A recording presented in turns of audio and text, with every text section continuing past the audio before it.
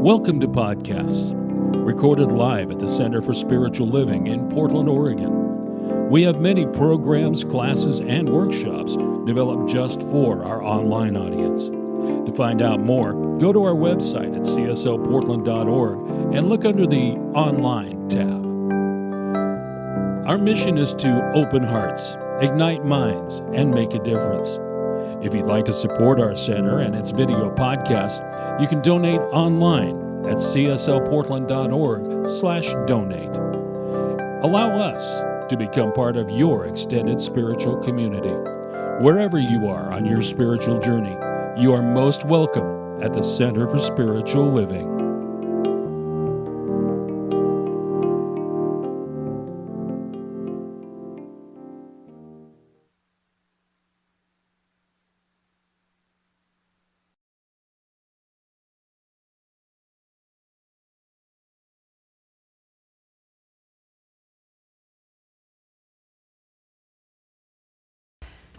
What a marvelous array of riches this community is. Yes?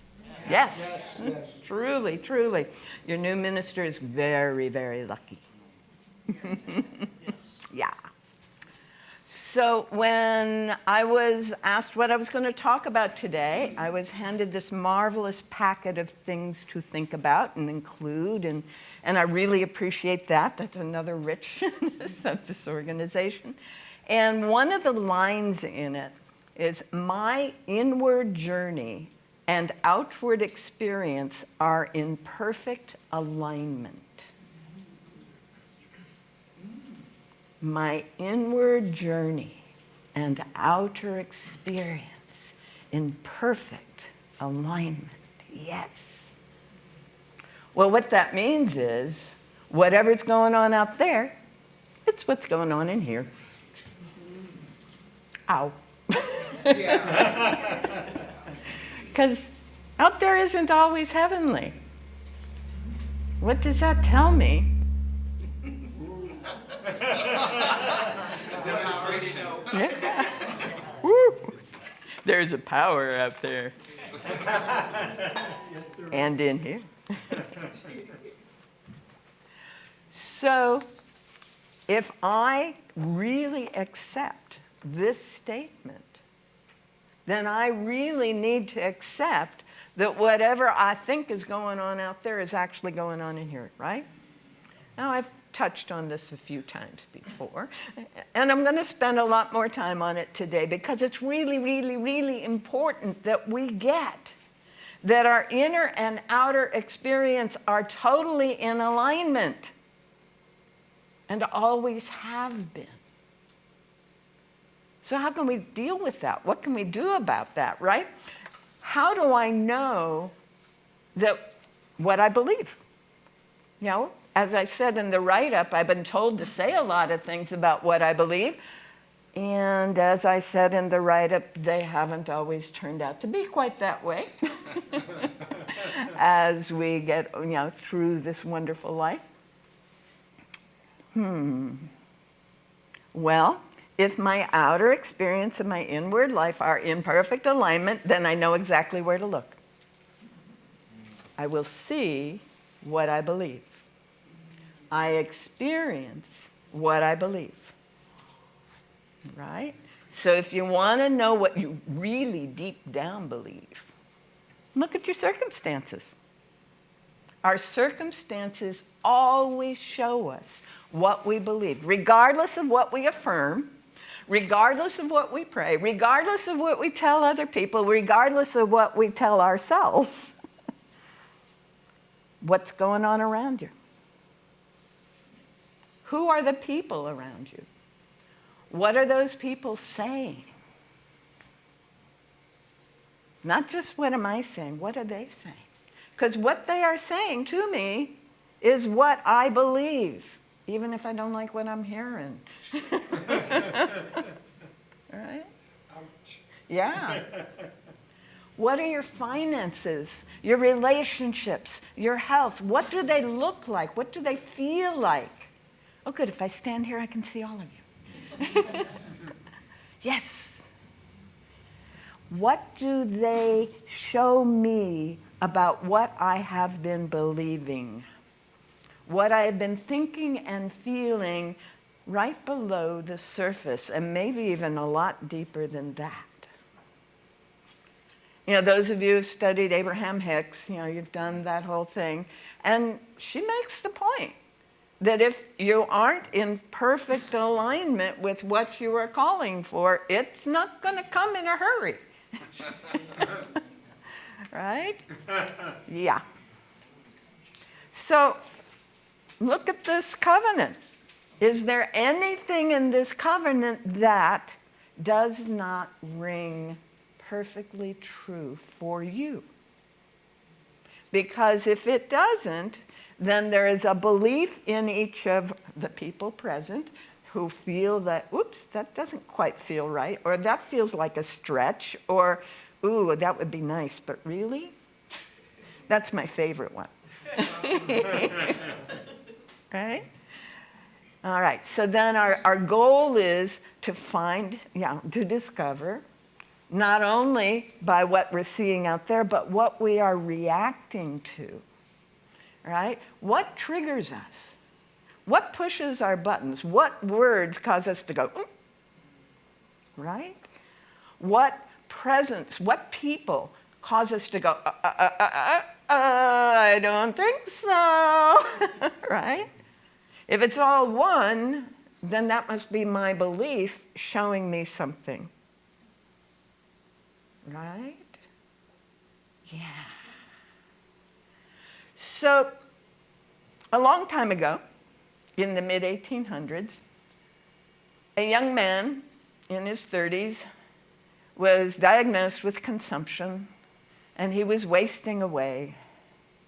And the doctors gave him all kinds of medications, and they just made it worse. None of us have had that experience. And, well, he found that that very sick body got healed by a very mental process. Well, in a way, it was a physical process. He went for a carriage ride.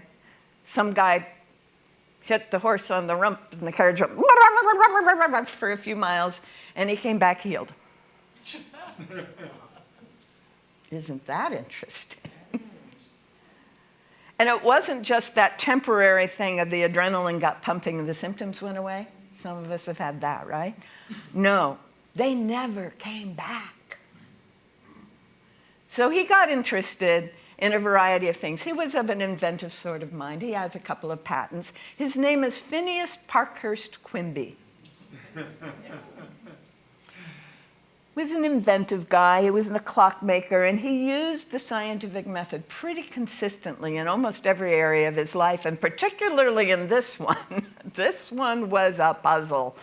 And he tried all kinds of things, and a year or so after his amazing experience, a guy came to town who had studied with Mesmer and started teaching everyone about mesmerism, and Quimby learned about mesmerism. And you know, in the winter in New England, there isn't much to do, but it's a lot easier to... But interestingly, it's a lot easier to travel by sleigh than it is on muddy roads by cart. Makes sense? So they all the people who went around to different communities did it in the wintertime. So he got together with a young man, and the two of them would go around from town to town on their sleigh through the winter. And they would demonstrate this amazing thing called mesmerism. And the young man, whose name was Lucius Burckhardt, Lucius was this amazing subject. He was the kind of guy that you could look at him and go into trance. And he went into trance, and they did the stage thing that people used to do. But every now and then, Lucius would say, hey, you know that guy you're waiting for who's on that ship? He'll be here in 3 weeks. Or, you know that necklace you've been missing? It's up in the attic in the 3rd drawer of the dresser. Out of nowhere. That woke Phineas up. By the way, Phineas was known as Park. So Park began to think about what was really happening here. It wasn't just this animal magnetism liquid thing that the mesmerists thought. It was something else. And he tried an experiment. He imagined a roaring lion coming onto the stage while Lucius was in trance.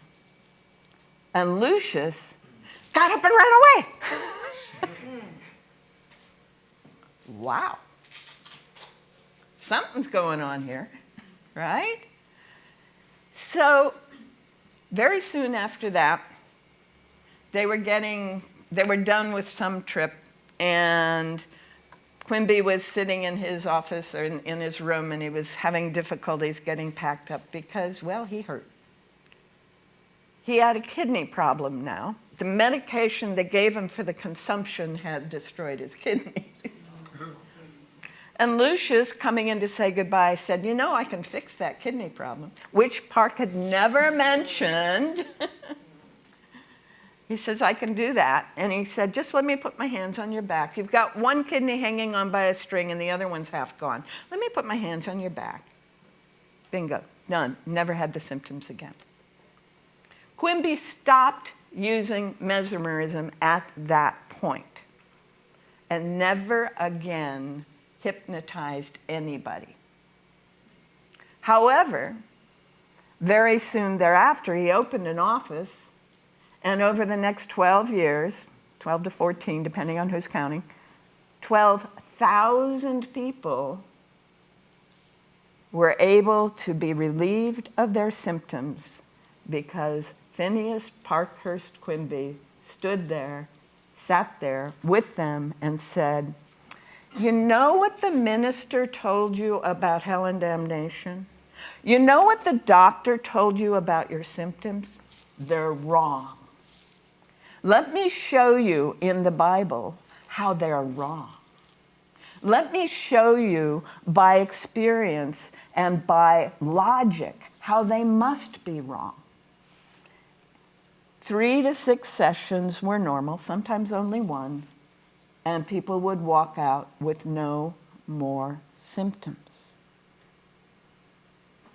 And Quimby became absolutely convinced that every physical ailment was a function of our beliefs. He also was very angry at ministers and doctors.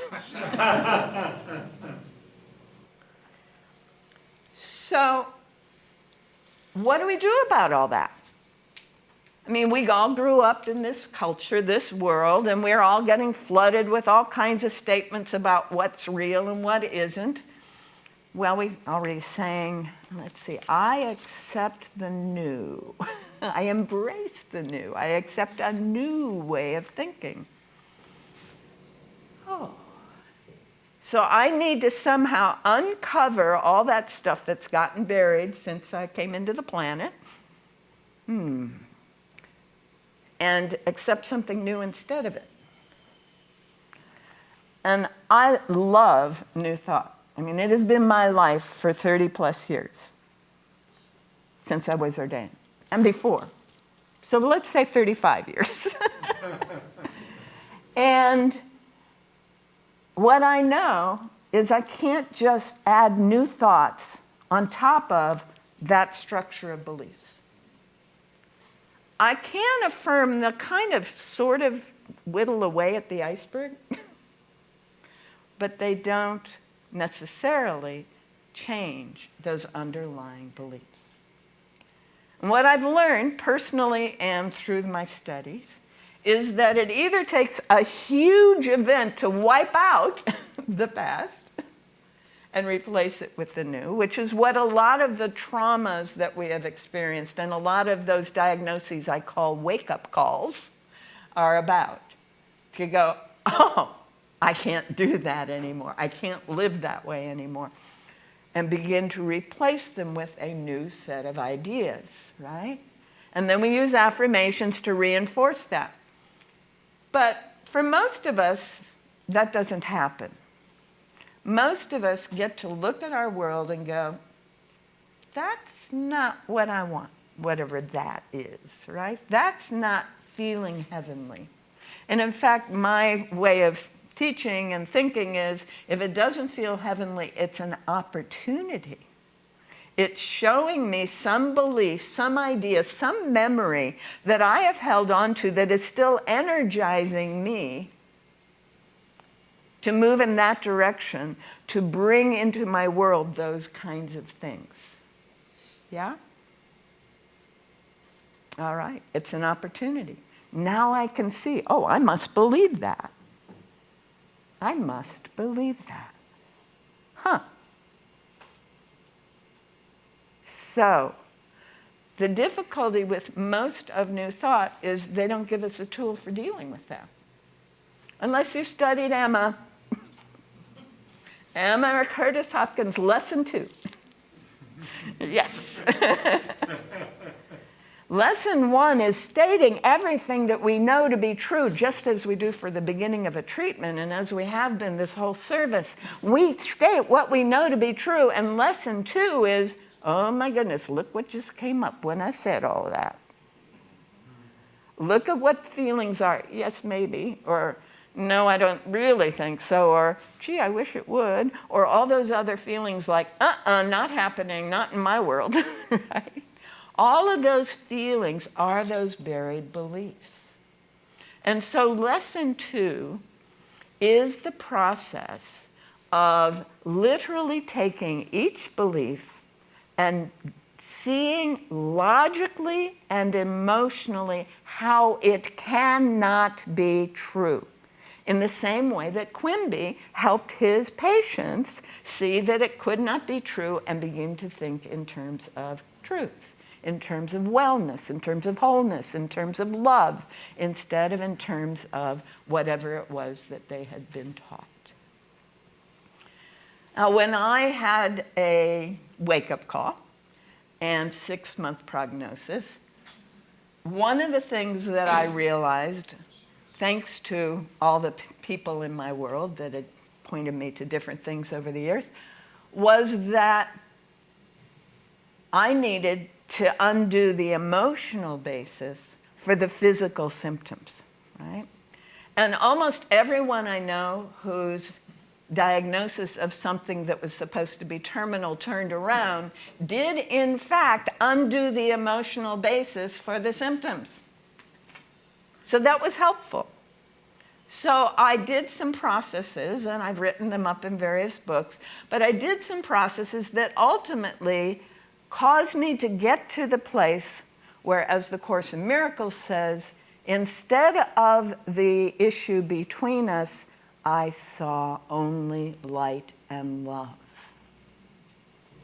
So if I was remembering a 3-year-old incident or a 15-year-old incident or a 20 or a 21 or 20, any point along my life, and it's interesting about these beliefs that are really, really deep, they happen over and over and over again in our worlds, right?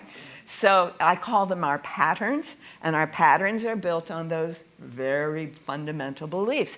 So if I can get to the original experiences for those patterns, and I can bring myself to be done with all of the emotions, and bring myself into the love and the light and the knowing that everything that we are ever doing is an exchange of love, even though I haven't always seen it that way. I need to get to the place where I can. And when I can, there's this amazing sense. It's a sense of power. It's a sense of grace. And I can claim that which I know to be true through my spiritual understanding and replace that which I am releasing with this new thought.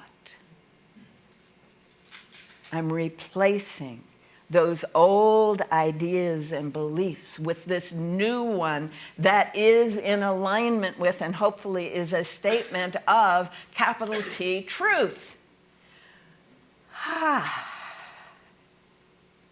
Yes. So How do we do that? Everyone's going to find their own path. Many of us have learned little techniques along the way, rapid eye therapy, right? Breathing, going for wild horseback rides. Whatever it is that allows us to literally feel and see and know in our inner awareness that that which was part of who I believe myself to be is no longer part. It's out there, and in fact, when I'm doing this work, I'll get in there and I'll get all worked up, all the emotions and all the stuff that's there, and you did that and you said that and all that stuff. You know, we've all got some of that. And I'll get there and then I'll go, okay, I'll do it until I am drained. Literally, I'm lying on the floor. I got nothing left. And at that point, I write it all and I rip it up and I burn it. And then I scoop up all the yucky energy in the room into an imaginary big black bag. And I roll it up a ramp on a rocket ship. And then I do the countdown and I fire that rocket ship into the sun. So it's transformed into the healing light that supports all humanity. Not part of me anymore. Well, 80% of it. In a few months, it comes back. But it's only 20%. I may not recognize that because it feels just as intense, but it only lasts a little while and it only goes a little much. And so guess what? Do it again. Another 80%. And that puts me down to 4. I've only got 4% of the energy that I did have on it. And when it comes back around, I might even recognize it. And I do it again. For those of you who don't do the math, it's 0.16 that's left.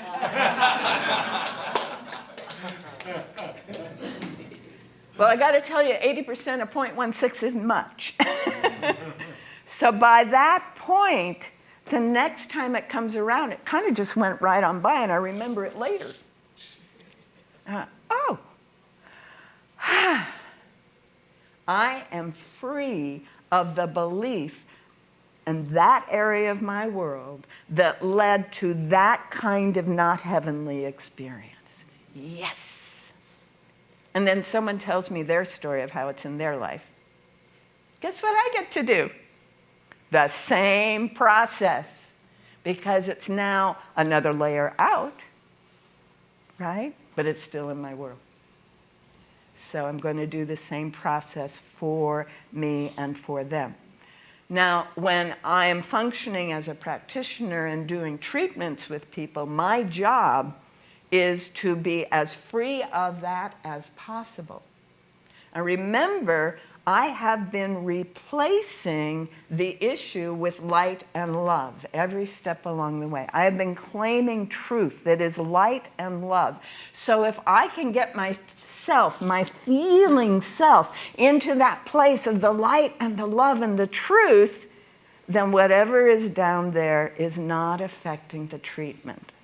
And what I am doing is actually cleansing my own deeper belief stuff whenever I do a treatment for anyone, anything, any situation. I strongly recommend doing treatments because they are the chipping away at the iceberg that actually can do something. They're actually melting away the iceberg. Maybe that's why all the icebergs are melting. We're all doing our treatments. For those of you who are worried about climate change, you know, I was writing papers on it 50-odd years ago. And think about it. Does anyone have to trudge through the snow in heaven? Have you ever heard of any description of heaven including snow and ice? I don't know. Maybe the earth is returning to the Garden of Eden. And we don't have to be so concerned. While I'm doing that, I'll just explain that what I think is happening is the equatorial band is expanding in both directions. So they're growing grapes in Sweden. They are.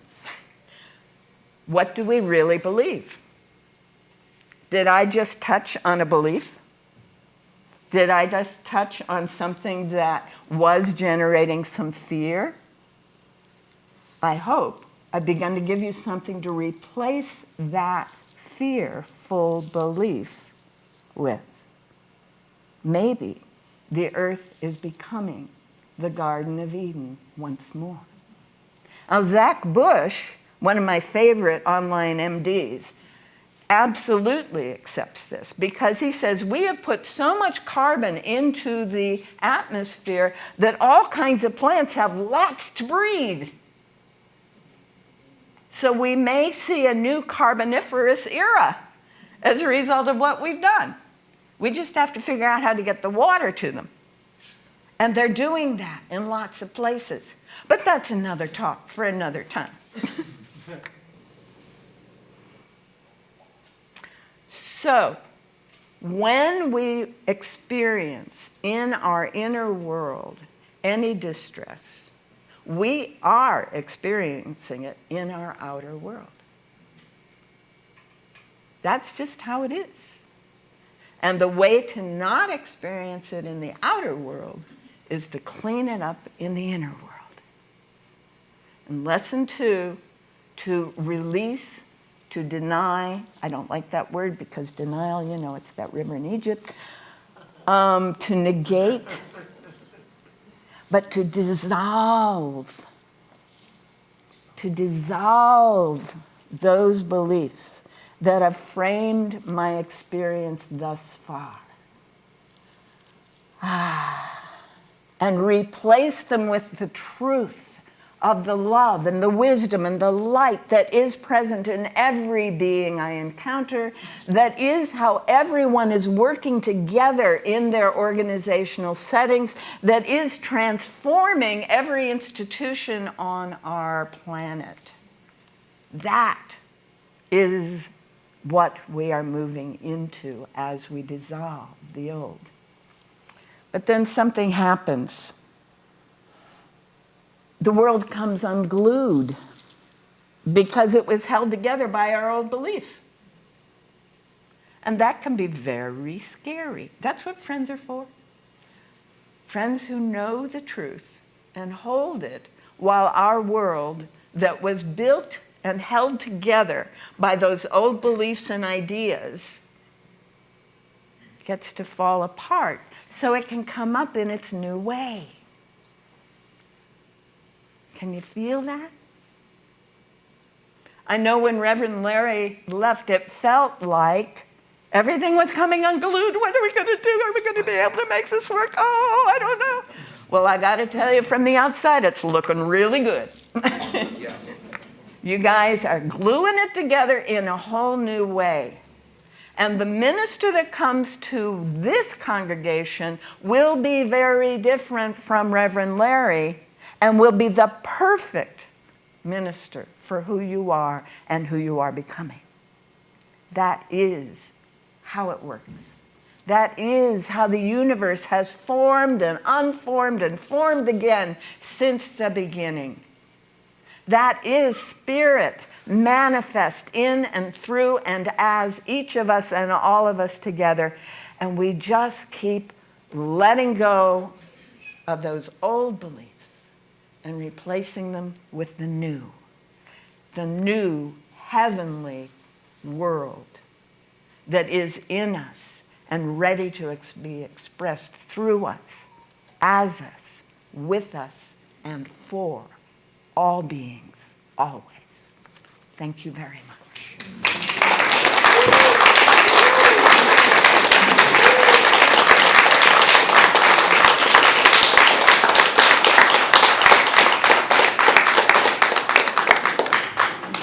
You guys are good. I think I get to do a prayer. Is that all right? All right. May I have a sip of water?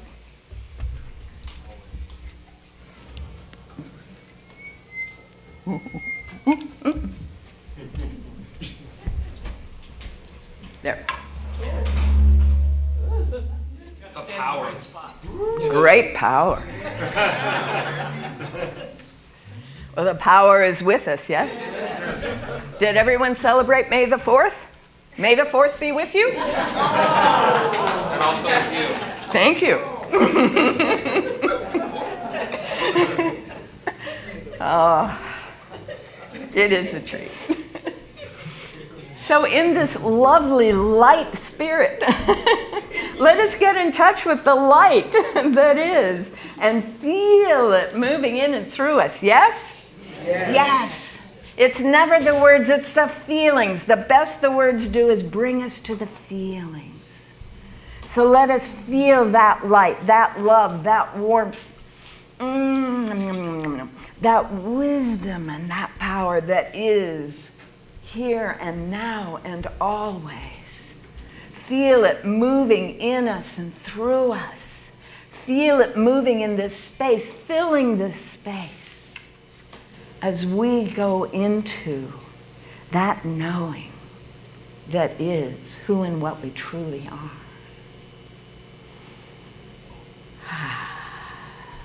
And in that knowing, we can relax and release anything that no longer serves us and feel the presence that is unfolding here and now and always. For so it truly is. And so I claim with that ancient Hebrew word, Amen. Thank you.